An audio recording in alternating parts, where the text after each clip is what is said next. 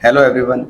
तो आज हम करेंगे मैथमेटिक्स स्टैंडर्ड का जो सैम्पल पेपर है 2025-26, ठीक है। तो यहाँ पर हम एमसीक्यूज को सॉल्व करेंगे। आप इनके क्वेश्चंस के जो सॉल्यूशन है उसको अच्छे से देख लीजिए, काफ़ी हेल्पफुल रहेंगे आपके लिए। एक एक करके सभी को हम सॉल्व करेंगे और जो इसका एक्सप्लेनेशन होगा उसको थोड़ा ध्यान से देखिएगा। इस टाइप का अगर कोई क्वेश्चन आएगा तो वहाँ भी ये चीज़ अप्लाई करके आप उसको सॉल्व कर सकते हैं, ठीक है। तो सॉल्यूशन आप ध्यान से करिए, पहले खुद ट्राई करिए फिर देखिए आपके कितने सॉल्यूशन सही है। पहला क्वेश्चन है, if a equals to 2 square into 3 raise to the power x, b equal to 2 square into 3 into 5 and c equal to 2 square into 3 into 7, LCM of a b c equal to 3780, value निकालनी है x की। Okay, तो LCM के लिए अगर हमें direct concept की बात करें जो कि हमें सभी को पता है, तो एलसीएम में हमारे पास ग्रेटर जो पावर होती है हम उसको लेते हैं। जैसे कि अगर यहाँ पर 2 देखें तो देखिए यहाँ पर 2 की पावर 2 है, यहाँ भी 2 की पावर 2 है और यहाँ भी 2 की पावर 2 है, तो सब में सेम है, तो यहाँ से हम 2 की पावर 2 को ले लेंगे। ओके, अगर ज़्यादा होती है इससे तो उसको लेते हैं। नेक्स्ट, अब देखिए यहाँ 3 है, यहाँ 3 है, लेकिन यहाँ हमें 3 का नहीं पता है, तो 3 कितना होगा, तो इसी वाले पार्ट को हम ले लेंगे क्योंकि हमें x की वैल्यू पता नहीं है। ओके, क्या पता ये ज़्यादा हो। नेक्स्ट, यहाँ पर आगे कोई नंबर नहीं है बट यहाँ पे 5 है, तो 5 को भी लेना पड़ेगा क्योंकि एलसीएम में सारे नंबर लिए जाते हैं, और 7 भी हमारा यहाँ पर एक ही है। ओके, तो इन सबको हमने देख लिया। अब एलसीएम की वैल्यू हमें क्वेश्चन में दे रखी है, उसको यूज़ कर लेते हैं। तो ये हो जाएगा 3780 इक्वल टू, जो वैल्यूज हमारी यहाँ पर हैं जिनको हम डिवाइड में ले सकते हैं उनको ले जाते हैं, तो 2 स्क्वायर को हम 4 बोल सकते हैं, तो 4 ले आएंगे, 5 भी आ गया और 7 भी आ गया, यहाँ बचा 3 raise to power x.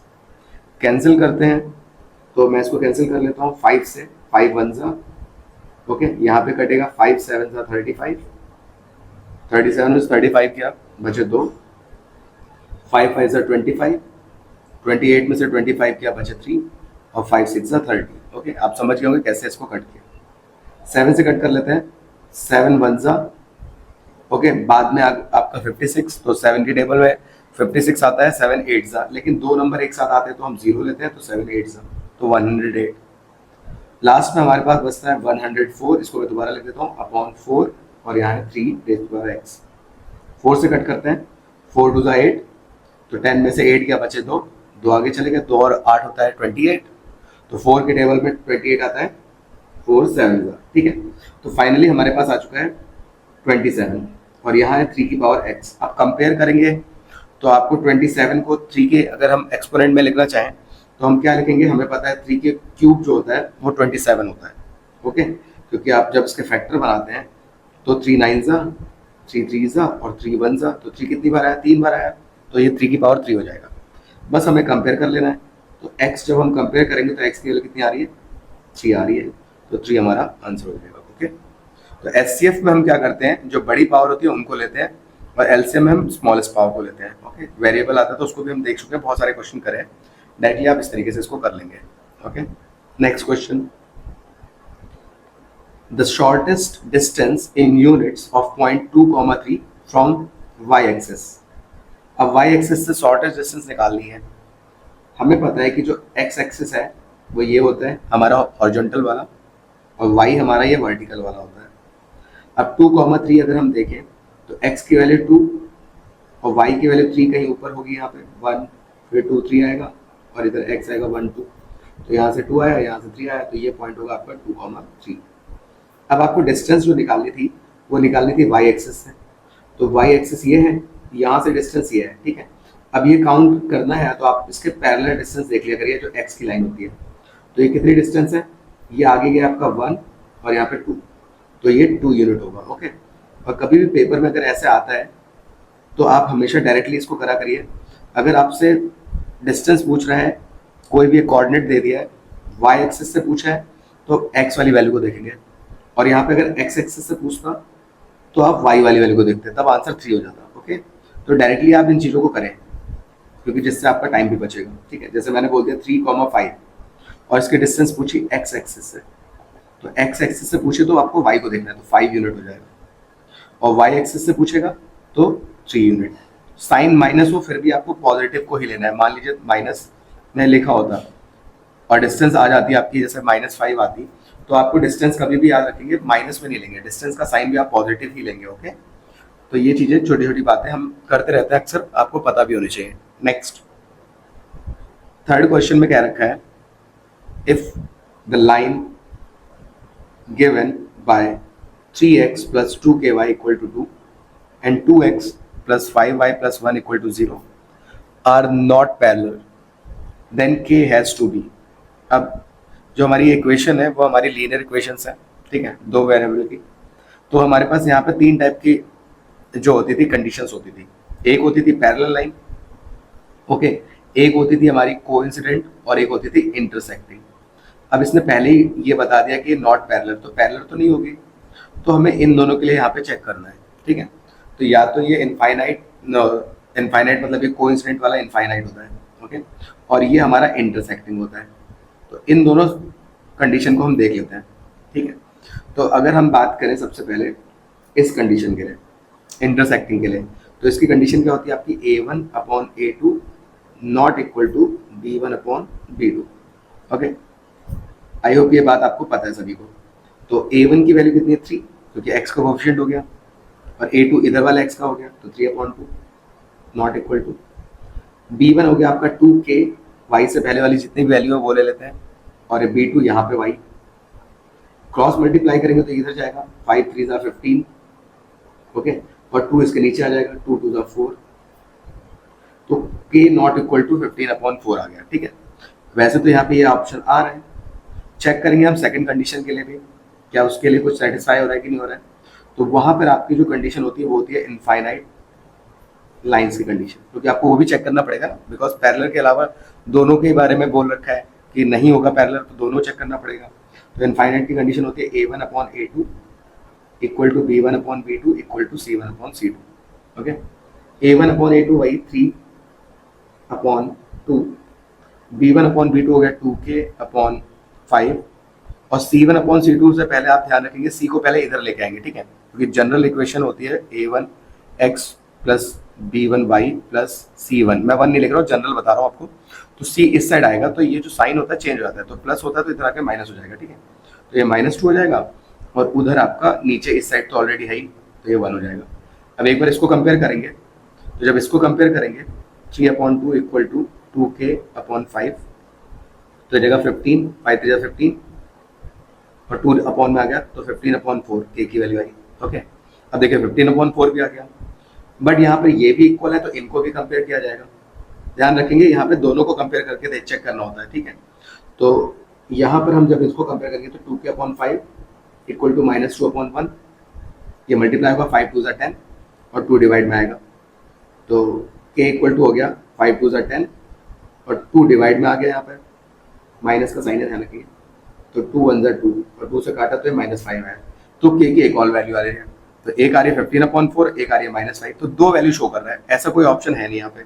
Okay, तो यहाँ पर इस ऑप्शन के ना होने की वजह से जो हमारा एग्जैक्ट आया था, जो कि हमारी इंटरसेक्टिंग लाइन के अकॉर्डिंग क्वेश्चन में आया था, k की वैल्यू क्या आ रही है, नॉट इक्वल टू 15/4, तो ये हमारा सही आंसर हो जाएगा, ठीक है। तो इस तरीके से इसको सॉल्व करना था। नेक्स्ट में आ जाते हैं, फोर्थ क्वेश्चन है, ABCD is drawn to circumscribe a circle if BC equal to 7, CD equal to 4, AD equal to 3, find the value of AB। अब इस क्वेश्चन में हमें बोल रखा है कि ABCD एक हमारा क्वाड्रिलेटरल है, ठीक है, तो एक क्वाड्रिलेटरल बना दिया, और ये सर्कमस्क्राइब कर रहा है एक सर्कल को। सर्कल को सर्कमस्क्राइब करने का मतलब क्या है कि इसके अंदर एक सर्कल है जो उसकी बाउंड्रीज को टच कर रहा होगा। ओके, आपने सर्कल चैप्टर में देखा होगा, तो सर्कमस्क्राइब कर रहा है सर्कल को। अब वैल्यूज क्या दे रखी है, ये वैल्यू दे रखी है 7, CD की वैल्यू दे रखी है 4, ये पूरी, AD की वैल्यू दे रखी है 3, और आपसे AB की वैल्यू पूछी है, ठीक है, ये वाली वैल्यू। नाउ जब भी आपका ये MCQ आता है तो हमने एक प्रूफ करा है चैप्टर में 10.2 में, तो वहाँ प्रूफ में आपको बताया होगा कि जो आमने सामने की साइड का सम होता है वो इक्वल होता है दूसरी वाली जो अपोजिट साइड है उसके सम के, मतलब AB प्लस CD का सम इक्वल टू होता है BC प्लस AD के लिए। अगर क्वेश्चन में बोला गया है कि क्वाड्रिलेटरल सर्कमस्क्राइब कर रहा है सर्कल को, तो ये डायरेक्टली आप यूज करेंगे, ठीक है, क्योंकि इसका प्रूफ है हमारे पास। ओके, तो आप डायरेक्टली यूज करेंगे और ये रिलेशन आपको ध्यान रखना है। ओके, तो a b c d, b c और ए डी जो वैल्यू है वो रख देते हैं। तो ए बी हमको निकालना है, सी डी की वैल्यू 4 है, बी सी की वैल्यू हमारे पास 7 है और ए डी की वैल्यू हमारे पास 3 है। तो 7 + 3 हो गया 10, 4 प्लस का इधर आके माइनस होगा, तो ये आ जाएगा आपका 6। ओके, ए बी की वैल्यू आ गया 6 सेंटीमीटर का आंसर हो जाएगा। ओके, आपको ये रिलेशन याद रखना है, तो ध्यान रखना है अच्छे से। Next 5th question, sec theta plus tan theta equal to x दे रखा है और माइनस वाला बताना है। तो इसका मैं डायरेक्ट आंसर बता देता हूँ, 1/x होगा। ध्यान रखेंगे, अगर आपको प्लस वाला दिया है माइनस वाला पूछा है तो रेसिप्रोकल हो जाएगा, या माइनस वाला दिया है प्लस वाला पूछा है तब भी रेसिप्रोकल हो जाएगा, ठीक है।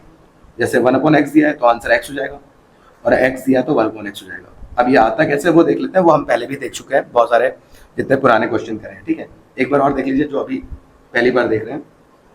तो sec theta plus tan theta equal to x दे रखा है और sec theta minus tan theta की वैल्यू पूछी गई है। तो sec और tan की जो आइडेंटिटी होती है वो आपको ध्यान रखनी है।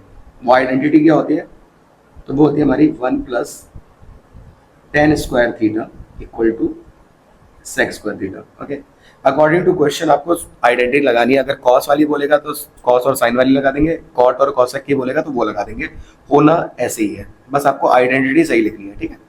तो ये वाली आइडेंटिटी हमको पता होनी चाहिए इस क्वेश्चन के लिए। अब हमें क्या करना है, देखिए sec और tan साथ में है ना, तो तुमको साथ में भेजना होता है। तो जब हम इसको साथ में भेजेंगे तो ये प्लस था उधर जाके हो जाएगा माइनस का। ओके, अब आपने देखा होगा कि जब हमारे दो टर्म का स्क्वायर होता है, जैसे यहाँ पे a स्क्वायर है, आगे बीच में माइनस है और यहाँ पे b स्क्वायर है, हम इसको a और b माने, तो a square minus b square हमारी एक आइडेंटिटी होती है। वो क्या होती है, अगर a square minus b square आपको कहीं भी दिखाई दे तो आप देख लेते हैं a + b a minus b, whole square नहीं है, ये इंडिविजुअल स्क्वायर है। तो a + b a minus b की तरफ होता है, ठीक है। तो हम यहाँ पे वही काम करने वाले हैं। तो ये हो जाएगा आपका a मतलब sec थीटा प्लस b जो कि tan थीटा एक ब्रैकेट में, और दूसरे ब्रैकेट में sec theta minus tan theta. Okay, इतनी बात आपको समझ में आ गई होगी। नेक्स्ट कोई भी पॉइंट ना समझ में आए तो कमेंट्स में पूछ लीजिएगा। अब आप देखिए यहाँ पे जिसकी वैल्यू थी उसकी रख देते हैं। तो sec theta plus tan theta कितना था, x था, तो इसकी जगह पे हम रख देते हैं x, और आगे चलेगा sec theta minus tan theta और बराबर है 1।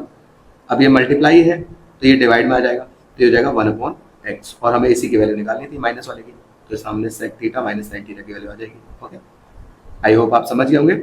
डायरेक्ट अगर पेपर में लेट हो रहा हो तो आप ध्यान रखें रेसिप्रोकल कर दें, ठीक है।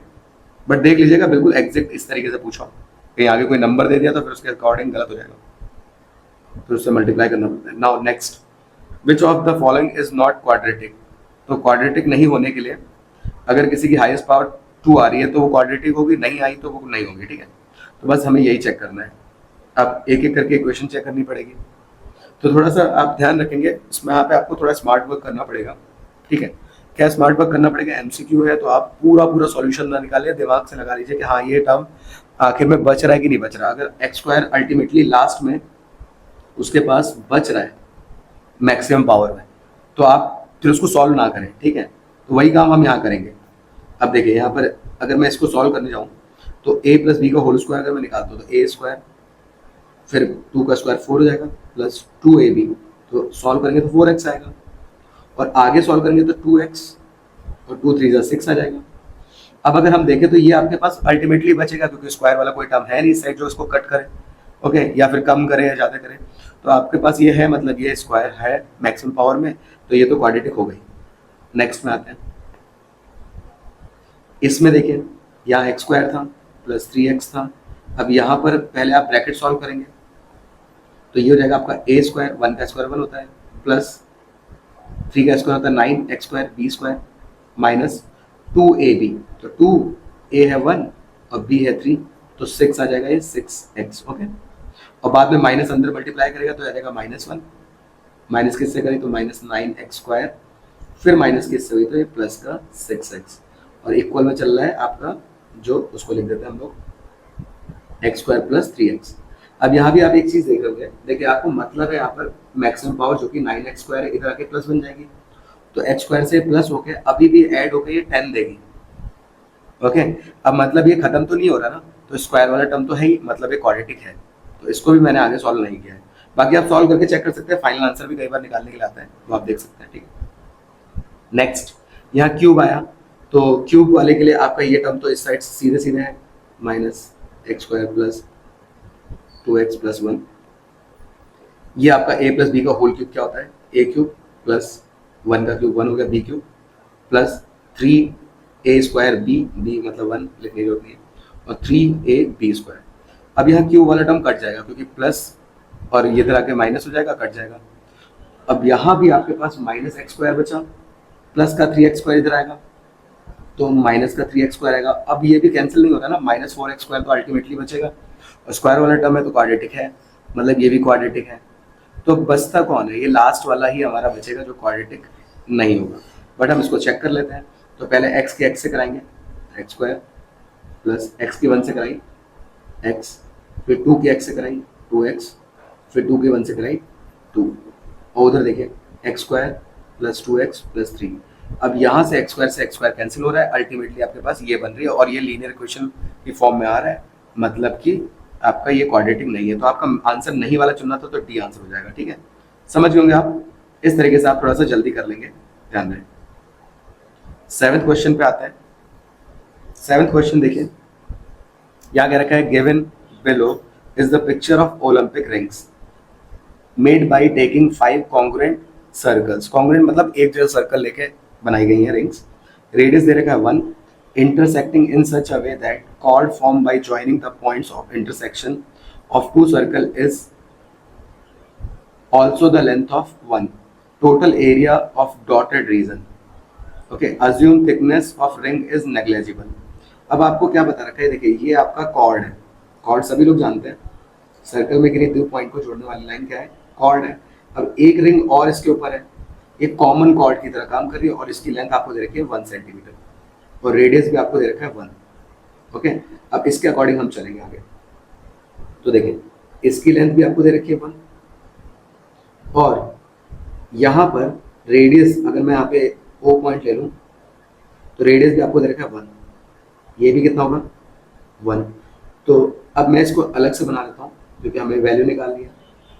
तो हम सिर्फ इस वाले पार्ट की वैल्यू निकालेंगे, क्योंकि ये जो पार्ट होता है वो होता है आपका सेगमेंट, और सेगमेंट का एरिया कैसे निकलता है, इसको मैं OAB बोल देता हूँ। तो अगर हम सेक्टर में से सर्कल के एरिया को, सेक्टर में से ट्राइंगल के एरिया को माइनस करते हैं। ठीक है, अब ट्राइंगल कौन सा, देखिए ये रेडियस 1 है, ये भी 1 है, और कॉर्ड की लेंथ भी हमें 1 ही दे रखी है। तो ये कौन सा ट्राइंगल बन रहा है, इक्विलेटरल ट्राइंगल। ओके, तो इक्विलेटरल ट्राइंगल लगा रहे हैं, और इक्विलेटरल ट्राइंगल का जो थीटा होता है एंगल, वो कितना होता है 60 होता है, क्योंकि सारे एंगल बराबर होते हैं। हमने पता है कैसे आता है, सारे एंगल बराबर रख के 180 के बराबर रखा, यहाँ से सॉल्व करके आ जाता है। आप डायरेक्टली याद रखेंगे एंगल कितना होता है 60 डिग्री। ओके, तो ये हमारा 60 डिग्री हो जाएगा। बस इसको यहाँ पे यूज करना है और इसको सॉल्व कर देना है। ओके, अब लास्ट में हमें एक चीज और करनी है, वो मैं आपको लास्ट में बताऊंगा। पहले हम यहाँ पे इस सेक्टर का जो क्या कहते हैं सेगमेंट का एरिया निकाल देते हैं। तो सेक्टर का एरिया क्या होता है हमारा, θ/360 πr², और इक्विलेटरल ट्राइंगल का एरिया होता है √3/4 साइड स्क्वायर। ओके, साइड अगर हम a मानते हैं तो a का स्क्वायर। अब थीटा कितना है 60 है अपॉन 360। आंसर में देखिए पाई की फॉर्म में देखा, तो मैं पाई को पाई ही रखूंगा, ध्यान रहे। और रेडियस 1 है √3/4, और जो साइड है ये साइड वो भी 1 ही है। ओके, इसको कैंसिल करते हैं, 6 6 36, तो ऊपर बचा पाई, अपॉन में बचा 6, 1 से कोई फर्क पड़ेगा नहीं, और √3/4 यहाँ पे 1 से कोई फर्क नहीं पड़ेगा। ओके, ये आपका आंसर आया इतना। अब मतलब मेन आंसर नहीं आया, ये आपका इस पार्ट का आ गया। अब आपने देखा होगा कि ये जो सेक्टर था, जब हमने यहाँ पे देखा था, ये इतना नीचे वाला पार्ट था, ऊपर भी तो यही पार्ट है ना, ये वाला पार्ट आप क्या होगा, सेम ही तो होगा, क्योंकि हमें बताया कॉन्ग्रुएंट। ये वाला पार्ट बिल्कुल सेम है, ठीक है, क्योंकि कॉमन पार्ट है, तो ये पार्ट सेम है, तो हम इसका डबल कर देते हैं। तो एक का एरिया इतना है, तो 2 का एरिया कितना होगा, अगर ऊपर कितना पार्ट है तो 2 टाइम्स हो जाएगा ना। तो यहाँ से एक पार्ट का एरिया आ गया। ओके, आई होप आप समझ गए होंगे। अब देखिए यहाँ से आपने यहाँ की वैल्यू निकाली है, ऐसे अगर आप नीचे की साइड से वैल्यू निकालते तो ये ऊपर की वैल्यू भी सेम ही आती, क्योंकि सारी वैल्यू सेम है। तो आप इसको 2 टाइम्स कर दीजिए, क्योंकि ये 2 टाइम तो हो जाएगा, तो मैंने इसको 2 टाइम्स कर दिया। अब ये 2 टाइम्स से है कितनी है, तो ये 1 2 3 4 सबका एरिया ये होगा, तो 4 × जो एरिया है एक 2 times pi upon 6 root 3 upon 4, 4 two कितना होता है 8, तो आपका ये आ जाएगा 8 pi upon 6 root 3 upon 4 centimetre square. तो यहाँ पे इसको ऐसे सॉल्व करना था क्योंकि ऐसे हमारे 4 पार्ट थे, 4 डॉटेड पार्ट थे ना, इनका एरिया निकाला था, एक का निकाला 4 से मल्टीप्लाई कर दिया, ठीक है। सो आई होप आपको ये समझ में आया होगा। कोई पॉइंट अगर नहीं आएगा तो कमेंट्स में पूछ लीजिएगा, ओके। नेक्स्ट पे आते हैं, ये है विजुअली इम्पेयर्ड कैंडिडेट्स के लिए। इसमें क्या क्या रखा है, the area of circle that can be inscribed in a square of side है, ये एक्चुअली में साइड 6 सेंटीमीटर। तो एरिया ऑफ सर्कल बताना है जो कि स्क्वायर के अंदर है। स्क्वायर हमारा होता है, इसकी सभी साइड बराबर होती है, 6 दे रखी है। इसके अंदर क्या है, सर्कल है, ओके। इंस्क्राइब भी वही होता है, सर्कमस्क्राइब या इंस्क्राइब। तो ये सर्कल इसके अंदर है, इसका एरिया बताना है। कैसे निकलेगा, अब देखिए, जो इसका रेडियस होगा, ये जो पूरा डायमीटर है, ये डायमीटर साइड के बराबर होता है। हमको पता है डायमीटर और साइड क्या होती है, बराबर होती है, ओके। अगर इसको बिल्कुल टच कर रहा है कॉर्नर टू कॉर्नर, तो ये बराबर होगा। तो ये रेडियस कितना हो जाएगा, रेडियस चेक कर लेते हैं, रेडियस का आधा होगा, ओके। तो ये 6 था, तो रेडियस हो जाएगा 6/2, 3 हो गया। हमें एरिया निकालना था, एरिया होता है सर्कल का पाई आर स्क्वायर। तो पाई की फॉर्म में लिखा है आंसर, तो पाई को पाई रहने देंगे, आर की वैल्यू है 3, तो 3 का स्क्वायर, तो ये रहेगा 9 पाई। तो 9 पाई हमारा कौन सा है, डी ऑप्शन हो जाएगा। सिंपल सा क्वेश्चन था। नेक्स्ट क्वेश्चन पे आते हैं, a pair of dice is tossed, the probability of not getting sum 8 is. A pair of अगर डाइस आ जाए या साइमल्टेनियसली 2 डाइस को फेंका जाए, तो आपके टोटल जो केस बनते हैं वो बनते हैं 36। ये हम सब देख चुके हैं, ठीक है। बट हमें क्या करना है, नॉट गेटिंग द सम 8। अब नॉट गेटिंग द सम 8 का मतलब क्या है, 8 पहले देख लीजिए कहाँ कहाँ मिलते हैं, ठीक है। फिर हम उसका माइनस कर देंगे 36 में से। तो 8 कहाँ कहाँ मिलेगा, अगर 1 की लाइन देखें तो 1 का तो लास्ट ही 1 और 6 होता है, इसका सम तो 7 मिलेगा, तो ये 1 में तो नहीं मिलेगा। ये 2 से शुरुआत होगा, तो 2 और 6, 2 + 6 होता है 8। 3 में कौन मिलेगा, तो ये मिलेगा 3 + 5। आपको पता है 3 वाली लाइन में 3 + 5 होता है, ठीक है। 4 वाले में 4 + 4 8 होता है, 5 वाले में 5 + 3 8 होता है, और 6 वाले में 6 + 2 होता है। तो इतने केसेस पे आपको 8 का सम मिलता है। आप ऐड करके देखेंगे 8 आपको मिल रहा है, बट हमको ये नहीं चाहिए। तो 36 केस टोटल होते हैं। ये कितने हो गए, 1 2 3 4 5। तो इन 5 को हटा देंगे, तो ये बचेगा 31, ठीक है। तो 31 केसेस में हमें क्या मिलेगा, नॉट सम इक्वल टू 8। तो 31 फेवरेबल ऊपर और नीचे टोटल, तो 31/36 आंसर हो जाएगा, ठीक है। तो ये आंसर हो चुका है आपका 31/36। नेक्स्ट क्वेश्चन को करते हैं।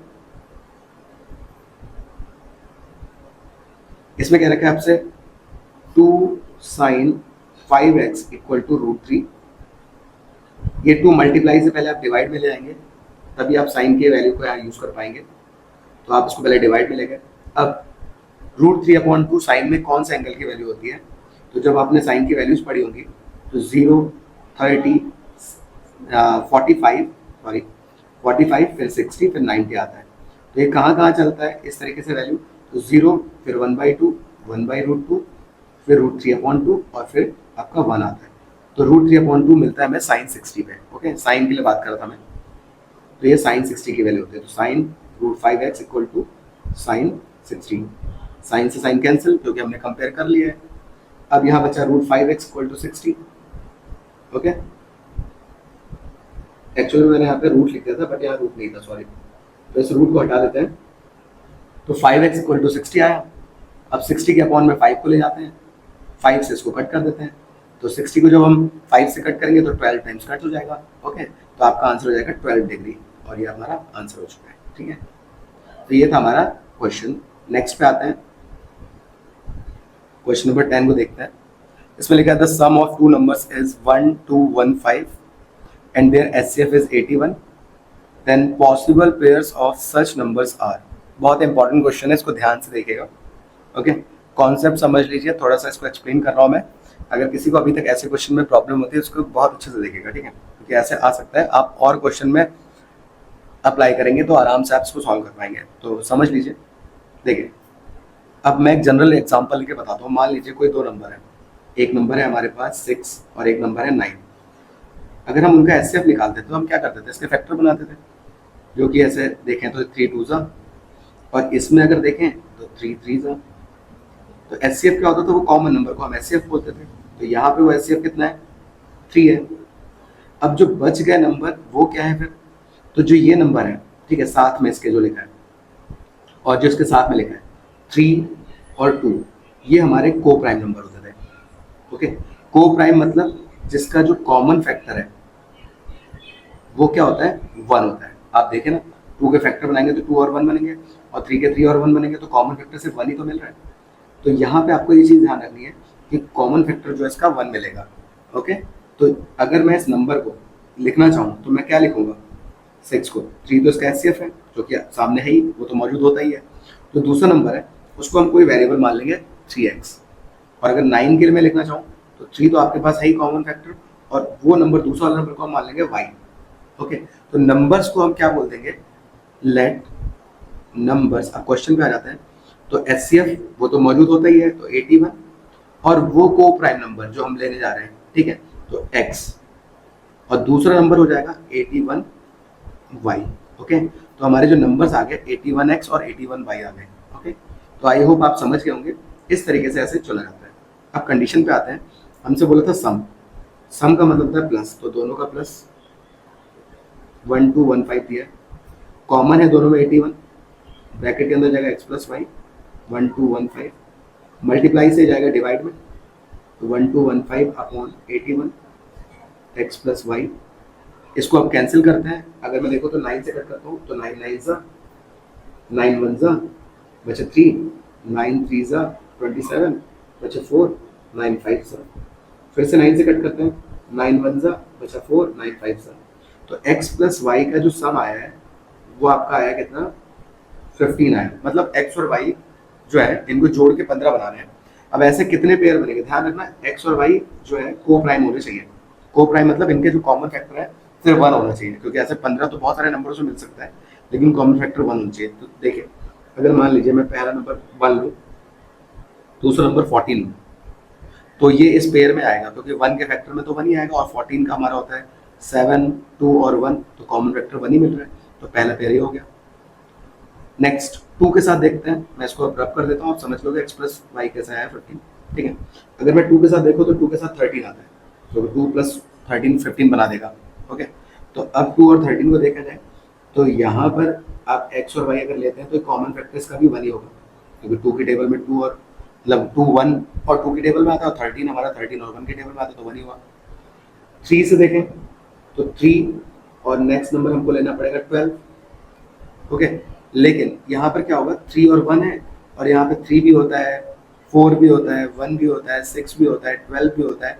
तो देखिए 3 भी रिपीट हो गया ना 1 के अलावा, तो इस पेयर को हम नहीं ले सकते। ओके, 4 के लिए देखते हैं, तो 4 और नेक्स्ट नंबर आपका हो जाएगा 11, तो 4 और 11 चल जाएगा, बिकॉज 4 के फैक्टर होते हैं 2 और 1, और 11 के जो फैक्टर होते हैं 11 और 1, तो कॉमन फैक्टर 1 हो गया, तो ये भी हो गया पेयर।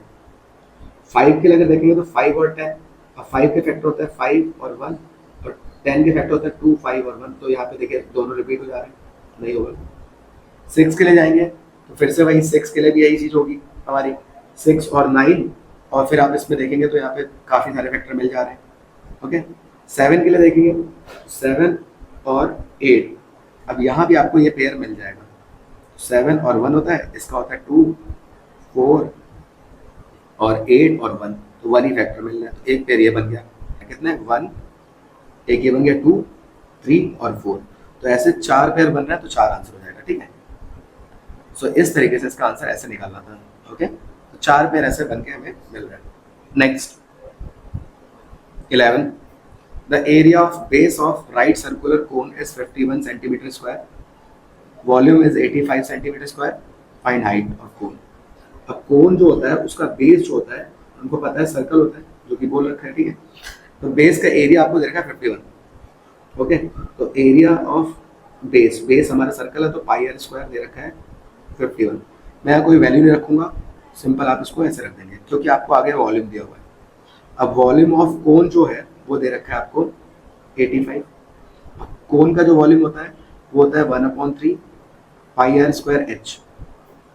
अब देखिए आपके पास सीधे सीधे पाई आर स्क्वायर की वैल्यू यहाँ पे दे रखी है 1 में, बस इसको आपको क्या करना है यहाँ पे पुट कर देना है। तो 1/3 पाई आर स्क्वायर की वैल्यू कितनी है वही रख देंगे यहाँ पे 51 into h equal to 85। Okay, बस को सॉल्व कर देना, आंसर आ जाएगा। तो यहाँ सर ऊपर पहले ले आएंगे 85 के पास में 3 को और 51 को डिवाइड में लाएंगे। नंबर कैंसिल करना है तो 17 की टेबल से कट जाएंगे, वरना 3 से पहले काट लीजिए, जैसे आपको कट करना है कट कर सकते हैं, ठीक है। 17 की टेबल में 17 3 था, 17 5 है और 3 से 3 कट गया, बचता है सिर्फ 5 और इसका आंसर हमें आ जाएगा 5, ठीक है। तो ये आंसर आ चुका है, हाइट पूछा है तो ये हो गया आंसर। नेक्स्ट 12। अब इस 12 वाले क्वेश्चन को देख लेते हैं, ये भी काफी इंपॉर्टेंट है। ऐसे क्वेश्चंस में अक्सर थोड़ा सा दिमाग लगाना पड़ता है, बच्चे अक्सर इन क्वेश्चंस में गलतियां करते हैं, तो इनको जरूर अच्छे से समझ के जाइए, ठीक है। इसमें क्या रखा है, if zeros of quadratic polynomial ax square plus bx plus c bracket में a comma c not equal to 0 or equal, then आपको इन चारों ऑप्शन से बताना है कि कौन सा ऑप्शन सही है। अब हमारे पास जो रूट्स है वो इक्वल है, ठीक है, कौन सा ऑप्शन सही होगा, ठीक है।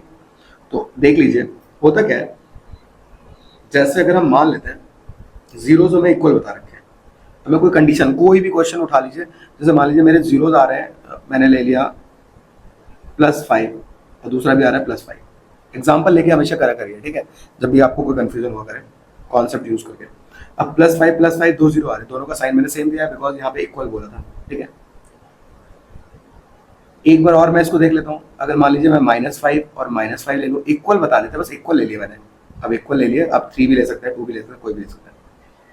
अब इसके अकॉर्डिंग अगर मैं पॉलिनोमियल को फॉर्म करूँ तो पॉलिनोमियल क्या फॉर्म होगा वो देखिए। तो पॉलिनोमियल कैसे फॉर्म होता है, जैसे ये अल्फा होता है, ये बीटा होता है, आपके पास फॉर्मूला भी है डायरेक्टली, वरना आपको पता है कि कैसे फॉर्म होता है। ओके, तो फॉर्मूला क्या होता है, x² minus sum of zeros, okay, इनका सम कर लेते हैं, तो इनका अगर हम सम करेंगे तो 5 + 5 into x plus product of zeros 5 into 5, तो x² माइनस 5 + 5 10x, 5 है 25। ओके, एक हमारा यहाँ पे मिला। इसके अकॉर्डिंग अगर बनाते हैं तो ये क्या बनता है, x² माइनस -5 और -5, तो अल्फा प्लस बीटा होता है ना, लेकिन साइन की वजह से फिर ये भी पार्ट क्या हो जाता है, माइनस ही हो जाता है, तो मैं डायरेक्टली देता हूँ इंटू एक्स प्लस प्रोडक्ट, यहाँ पे प्रोडक्ट कर देंगे, सॉल्व करेंगे तो -5 होता है -10, और यहाँ पे -5 मल्टीप्लाई कर 25 दे देगा और माइनस का प्लस बन जाएगा, ठीक है। और यहाँ दोबारा सॉल्व करेंगे तो x² प्लस 10x प्लस 25। अब यहाँ पे एक चीज़ आपको देखने को मिल रही होगी, जो हमारी जनरल इक्वेशन होती है उस पर अब आ जाते हैं। एक जनरल इक्वेशन क्या होती है, ax² plus bx plus c, ये वाला a होता है, ये होता है c, ओके, b की बात नहीं कर रहे अभी। तो यहाँ देखिए, यहाँ पे वैल्यू कितनी है, कुछ नहीं है तो 1। अब इसका साइन कैसा है, तो इसका साइन कोई साइन नहीं है, मतलब प्लस, इसका साइन और c का साइन भी कैसा है, प्लस, तो दोनों साइन प्लस है। और यहाँ भी देखिए, यहाँ भी प्लस है, यहाँ भी प्लस है, तो दोनों साइन प्लस होने की वजह से हमें ये तो पता चल गया कि a और c के साइन सेम होंगे, ओके। अगर इक्वल है रूट्स हमारे, कहाँ गया ये, इक्वल है रूट्स हमारे, तो a और c के साइन क्या होंगे, सेम होंगे। तो a और c के साइन हमारे सेम आ रहे हैं, इस वजह से हम इसको चुनेंगे, ओके। यहाँ पर आपका ऑप्शन हो जाएगा option number D. I hope आप समझ गए होंगे, आप एग्जाम्पल हमेशा ले लिया करिए, ठीक है, कंडीशन को लगा के। नाउ नेक्स्ट क्वेश्चन पे आते हैं। अगर आपको इन क्वेश्चंस में कोई प्रॉब्लम हो तो मैं दोबारा से अलग से ऐसे क्वेश्चन लेके आपको समझा दूंगा, आप मुझे कमेंट्स में बता दीजिएगा, ठीक है। और अभी तक अगर सब्सक्राइब नहीं किया है तो सब्सक्राइब कीजिए, अपने दोस्तों को शेयर कीजिए, जिससे हम ज़्यादा से ज़्यादा क्वेश्चंस को और भी सॉल्व करें और एग्जाम तक आपके लिए लगभग सभी क्वेश्चंस आपको करा दिए जाए, ठीक है। नेक्स्ट 13, इसमें क्या रखा है, the area of sector of circle is 21 centimetre, cut off by an arc length 22 centimetre. आपको एरिया बताना है, ठीक है। रेडियस 21 दे रखा है, आर की वैल्यू 21 दे रखी है और आर्क लेंथ दे रखी है। आर्क लेंथ मतलब जो एल बोलते हैं, आप एल से दिखाते हैं, ठीक है। तो ये हो गया 21 centimetre, l equal to 22 centimetre. अब फॉर्मूला जो हमारा होता है उसको लगा लेते हैं, ठीक है। पहले तो आर्क लेंथ वाले से इसको सॉल्व करते हैं जहाँ तक होता है। तो आर्क लेंथ का फॉर्मूला क्या होता है, θ/360 2πr, लेंथ है तो लेंथ के अकॉर्डिंग, ठीक है, 2πr। एल की वैल्यू 22, थीटा अपॉन 360, थीटा की वैल्यू दे नहीं रखी है, पाई की वैल्यू 22.7 और रेडियस आपको दे रखा है 21। कुछ कैंसिल हो रहा तो कर देते हैं, तो देखिए 22 से 22 कैंसिल हो जाएगा, डिवाइड में जाएगा ना, उधर कट कर देगा, 7 से कट कर देते हैं इसको, 7 3 सा। फाइनली हमारे पास यहाँ पे बचता है, इधर बचा 1, कुछ नहीं है तो 1, ठीक है, 0 नहीं करना है, थीटा अपॉन 360 और यहाँ 2 3 सा 6, ओके। नाउ ये जो 6 है हमारा, कर देते हैं 6 6 सा 60 आया, डिवाइड का 60 ऊपर चला जाएगा तो जाएगा 60, तो थीटा की वैल्यू आई 60 बन 60, ओके। तो थीटा हमारा आ चुका है 60। अब इसका यूज करके हम एरिया निकाल लेंगे, ठीक है। तो हमारा पहला काम क्या था, थीटा को निकालना, फिर बाद में एरिया निकालना। तो एरिया का फॉर्मूला क्या होता है, एरिया ऑफ सेक्टर, वो होता है हमारा theta upon 360 pi r square. तो थीटा आ गया 60 अपॉन 360, पाई की वैल्यू 22.7 और आर की वैल्यू जो है हमारी है 21, ओके। स्क्वायर है तो 2 बार, 0 से 0 कैंसिल, 6 से 6, 36 गया 6 टाइम्स, 7 से कट गया 3 टाइम्स, 3 से कट गया 2 टाइम्स, 2 से कट गया 11 टाइम्स। फाइनली हमारे पास बचता है नंबर 11 और 21। अब इन दोनों को जब मल्टीप्लाई करेंगे तो आएगा 231, ओके। तो ये हमारा आंसर हो चुका है। पहले थीटा निकालेंगे, फिर इसको एरिया में रख देंगे, ओके। नेक्स्ट 14 क्वेश्चन को करते हैं। यहाँ पे ए बी सी और डी एफ सिमिलर है, ये सिमिलर का साइन है, ओके। तो ये सिमिलर है, सिमिलर मतलब सभी एंगल बराबर और सारी साइड्स का रेशियो बराबर, सारी साइड्स बराबर नहीं, रेशियो बराबर। आपको पैरामीटर बताना है ट्राइंगल ए बी सी का, ठीक है। ऐसा आपका बेसिक के पेपर में भी था क्वेश्चन, देख लीजिए। दो हमारे ट्राइंगल है, मान लीजिए पहला है ए बी सी, मान लीजिए कि यहाँ पे दे रखा है, और एक है डी ई एफ। जैसे बोले उसी सीक्वेंस में बनाइएगा, ठीक है। तो ए बी की वैल्यू दे रखी है 6, डी ई की वैल्यू दे रखी है 9, ई एफ की वैल्यू दे रखी है हमारी 6, एफ टी की वैल्यू दे रखी है यहाँ पे 12। आपको पैरामीटर लेकिन इस वाले ट्रायंगल का बताना है, ओके। तो जब सिमिलर दिया होता है तो हमें पता है कि सभी साइड्स का रेशियो बराबर होता है, मतलब ए बी जो साइड है वो डी ई के, क्योंकि देखिए यहाँ पे तो कंपेयर करेंगे तो ए बी डी से कंपेयर हो रही है, तो जो ए बी है वो डी के साथ रेशियो में होगी, ए सी जो है वो डी एफ के साथ होगी, और जो ये बी सी है वो डी एफ ई एफ के साथ होगी। तो बी सी जो है ई एफ के साथ होगी। आप देख सकते हैं मैंने डायग्राम भी ऐसे ही बनाया, बट आप ऊपर से हमेशा कंपेयर क्या करिए, ठीक है। तो कई बार क्या होता है, ट्राइंगल हम गलत बना देते हैं, फिर कंपैरिजन गलत हो जाता है, ओके। अब जो वैल्यूज है वो रख देते हैं, तो 6, दूसरा है 9, ए सी की वैल्यू पता नहीं, इसको एक्स मान लेते हैं, और डी एफ की वैल्यू हमारी 12, बी सी की वैल्यू नहीं पता, इसको वाई मान लेते हैं, और ई एफ की वैल्यू 6। अब बस कंपेयर कर लीजिए, इन दोनों को पहले कर लेते हैं, ओके। तो इनको जब कंपेयर करेंगे तो ये ऊपर जाएगा 6 इंटू 12 अपॉन 9, इसको भी हम साइड रख रहे हैं, ध्यान रखें कंपेयर में आपको सिर्फ यही दो लेने हैं। तो कट कर देते हैं, 3 2 सा 3 3 सा 3 4 सा, ये 4 2 सा 8 आ गया, तो एक्स की वैल्यू आ गई 8 सेंटीमीटर। इसी तरीके से आप अब वाई वाले को भी कंपेयर कर लीजिए। अब वाई वाले को कंपेयर करना है तो आप इन दोनों को कंपेयर करेंगे, 6 अपॉन 9 बराबर वाई अपॉन 6। अब इसको भी कर सकते हैं क्योंकि एक्स की वैल्यू तो आ चुकी है, बट मैंने बता दिया जिससे कंफ्यूजन हो। ये ऊपर जाएगा तो 6 इंटू 6 अपॉन 9। अब कट करते हैं, 3 2 सा 3 3 सा 3 2 सा और 2 2 सा 4 आ गया, वाई के लिए 4 आ गया, ओके। सब कुछ कैलकुलेशन है, आप समझ जाएंगे, ओके। नाउ आपको पैरामीटर बताना था ए बी सी का, तो पैरामीटर क्या हो जाएगा, 6, एक साइड 6 थी, दूसरी साइड हमने 8 निकाल दिया, ये साइड 4 निकाल दिया है, सबका सम ही पैरामीटर होता है। तो ये हो जाएगा 6 + 4 10, 10 + 8 18 सेंटीमीटर, 18 सेंटीमीटर आंसर आ जाएगा, ओके। इस टाइप के क्वेश्चन जरूर करके जाइए, ध्यान रखें। Question number 15. If the probability of letter chosen at random from the letter of word mathematics to be vowel is 2 upon 2x plus 1, find the value of x. अब probability of chosen vowel from mathematics. अब हमें बताया vowel क्या होता है, a, e, i, o और u। अब mathematics word में a कहाँ दिख रहा है, ये आगे a यहाँ दिख रहा है, तो a हमारे 2 है, i कहाँ है, एक ये है, तो एक ये हो गया।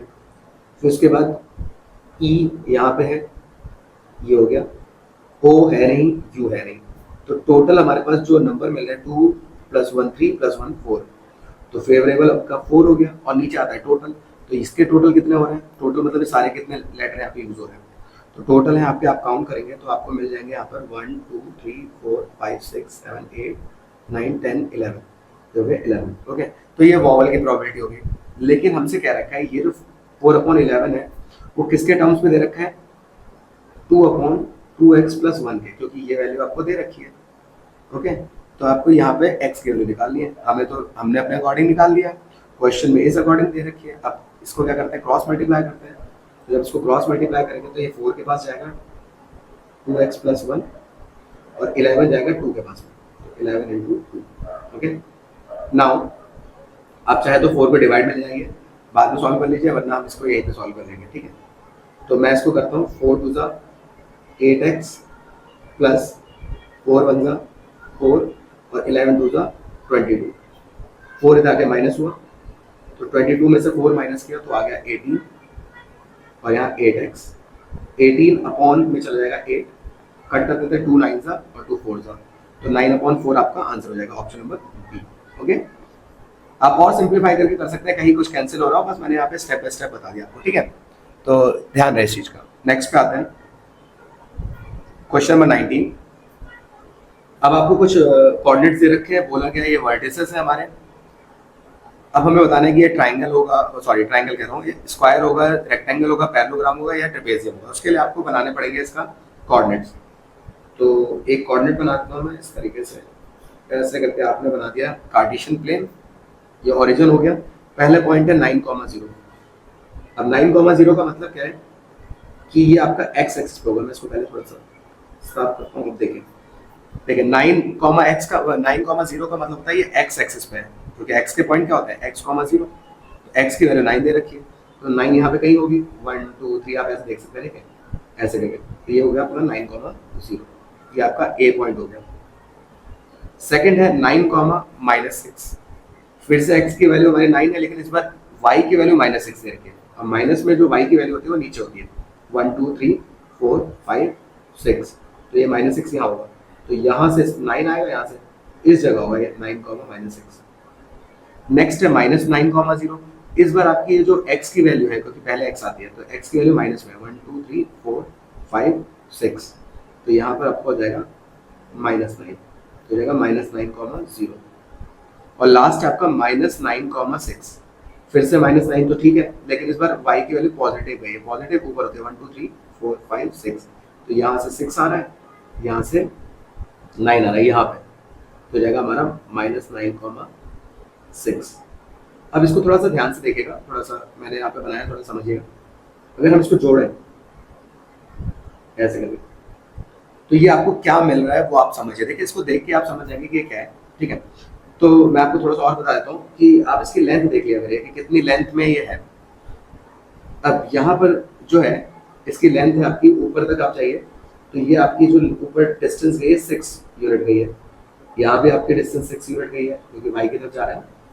तो और इधर साइड अगर देखा जाए ये डिस्टेंस, तो ये आपका क्या टिल्टेड फॉर्म में बन रहा है ना, आमने सामने की साइड बराबर है। ओके, यहाँ भी आमने सामने की साइड बराबर है, बट एंगल 90 नहीं बन रहा है, इसलिए रेक्टेंगल तो नहीं होगा, ये होगा आपका पैरेललोग्राम। ठीक है, चारों साइड बराबर नहीं है, ये भी हम देख सकते हैं, तो आपको ध्यान रखना है कि आपका क्या बन रहा है, पैरेललोग्राम आ रहा है। आप ऑब्जर्व करिए इसको, तो पैरेललोग्राम आपका बन के हो रहा है। नेक्स्ट 17, मीडियम ऑफ 9,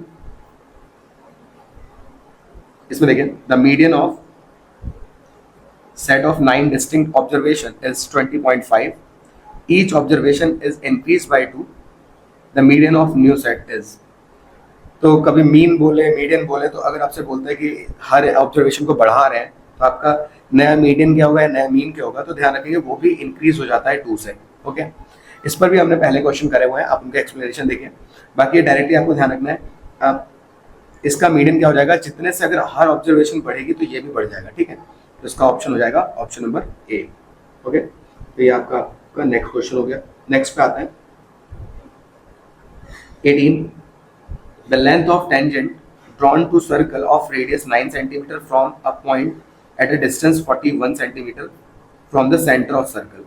अब टेंजेंट की लेंथ बतानी है। अब देखिए सर्कल है, टेंजेंट आपका टच कर रहा हो कहीं पे, रेडियस आपको क्वेश्चन में 9 दे रखा है, और यहाँ पे कोई पॉइंट मान लेते हैं ए, ये ओ हो गया, ये बी हो गया, और सेंटर से इसकी जो लेंथ दे रखी है वो दे रखी है 41। हम सभी को पता है कि यहाँ पर जो एंगल बनता है वो बनता है आपका 90 डिग्री। ओके, आपको ये बतानी है लेंथ ऑफ टेंजेंट। सामने हो गया हाइपोटेनस, तो हाइपोटेनस का square equal to perpendicular square plus base square, Pythagoras लग चुकी है यहाँ पे, ठीक है। दोनों का स्क्वायर कर लेते हैं। अब देखिए 41 का स्क्वायर करेंगे हम तो हो जाएगा हमारा 1681, और यहाँ से 9 का स्क्वायर इधर आके माइनस हो जाएगा 81, दोनों को माइनस करेंगे आएगा 1600, स्क्वायर हटेगा तो रूट आएगा, 16 होता है आपका 4 का, और 2 जीरो बाहर आके 1 जीरो बचता है, ठीक है। तो ये हो जाएगा हमारा 40, हमें निकालना था हाँ यही निकालनी थी वैल्यू, तो ये आ गया 40 सेंटीमीटर। ओके, सिंपल सा क्वेश्चन था ये, काफ़ी ज़्यादा। नेक्स्ट आपका है एसर्शन रीजन। अब एसर्शन रीजन में देखिए the number 5 ratio to the power n can not end with the digit 0 where n is a natural number. बिल्कुल सही बात है, हमें पता है कि 5 की पावर n कभी भी 0 से एंड नहीं होगी। रीज़न क्या है? रीज़न ये है कि अगर 5 की कोई भी पावर आप ले लीजिए 5 2 5 3, तो इसका जब आप आंसर निकालेंगे तो 5 25 125, तो हमेशा ये 5 से एंड होता है, 0 से नहीं होता। और ये n नेचुरल नंबर मैंने ले लिए, नेचुरल नंबर मतलब 1 से लेकर इनफाइनाइट तक आप कोई भी नंबर चेक करिए, तो बिल्कुल सही स्टेटमेंट है। अब रीज़न देखिए, कोई भी नंबर 0 से एंड होना है तो ध्यान रखेंगे उसके प्राइम फैक्टर क्या होने चाहिए, 2 इंटू 5 की फॉर्म में होने चाहिए, क्योंकि 2 5 से जब आप करेंगे तो 10 मिल जाएगा, 10 से आपको 0 मिल जाएगा, और ये स्टेटमेंट हम पढ़ चुके हैं बुक में, ठीक है। तो ये बिल्कुल इसी चीज़ को डिफाइन भी कर रहा है, अगर उसको 0 से एंड होना है तो ऑप्शन नंबर ए। ओके, क्योंकि हमारा पता है कि एसर्शन और रीज़न दोनों सही है, और रीज़न जो एक्सप्लेन कर रहा है एसर्शन को। ओके, नाउ नेक्स्ट, ठीक है, आप समझ गए होंगे यहाँ पे क्या फैक्टर थे। 5 के फैक्टर होता है 5 इंटू 1, बट एंड होने के लिए फैक्टर होना चाहिए 2 इंटू 5। ओके, जैसे आप किसी भी नंबर को लेते हैं 10 को, 10 के फैक्टर देखिए, 10 में 0 आ रहा है तो 2 इंटू 5 आएगा। 30 लीजिए, 30 में क्या हो जाएगा, 2 5 से 10 3 था, तो 2 और 5 आएगा ही आएगा। ओके, तभी वो 0 से एंड होगा।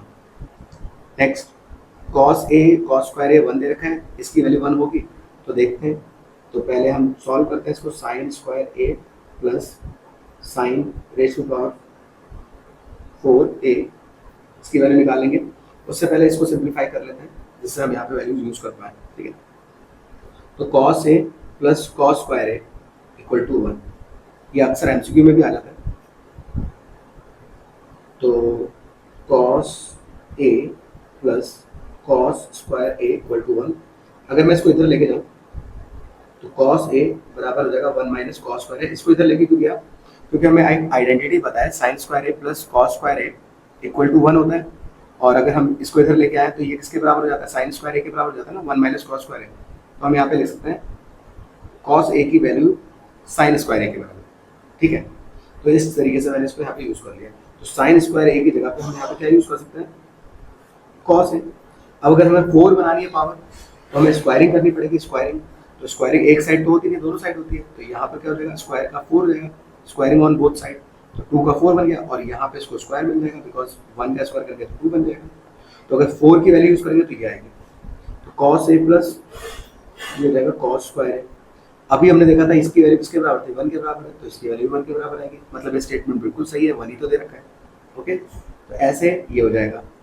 अब नीचे बोला गया है साइन स्क्वायर है plus cos square equal to 1 होता है, हमें पता है ये आइडेंटिटी होती है, साइन स्क्वायर है प्लस कॉस स्क्वायर है 1, और इसका यूज किया है यहाँ पे हमने। तो जब यूज किया है, दोनों स्टेटमेंट सही है, तो ऑप्शन नंबर ए। ओके, तो ये थे आपके सारे आंसर। आई होप आपको सभी आंसर समझ में आए होंगे। फिर भी कोई भी प्रॉब्लम है किसी भी क्वेश्चन में तो आप कमेंट्स में जरूर पूछिए। बाकी मिलते हैं नेक्स्ट वीडियो में कुछ और इम्पोर्टेंट क्वेश्चन के साथ। तब तक के लिए take care, bye bye and all the best.